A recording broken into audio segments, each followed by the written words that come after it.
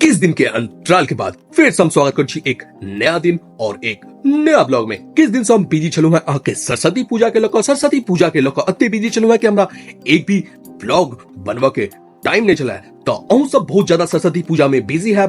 तो अहू सब बताओ कि अहाँ सबके सरस्वती पूजा और भसान क्या रहल। तो हम तो यह फील के लू कि सरस्वती पूजा में अब अश्लीलता एक कदम और ऊपर चल गया है।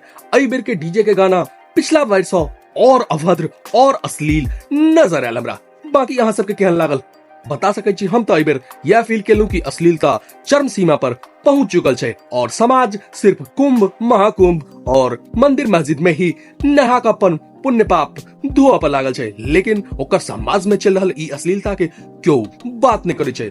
तो ई अश्लीलता केना खत्म हेते पता नहीं केकरो छे, केकरो इससे कोनो लेना देना नहीं छे। बस चल रहल छे। तो अहू अगर ई अश्लीलता के प्रतिभागी छी तो ई अश्लीलता खत्म करू अपना समाज से। पहले अपना आप में खत्म करू तहने जाकर समाज से खत्म हैत, एक शहर से खत्म हैत और एक देश से खत्म हैत।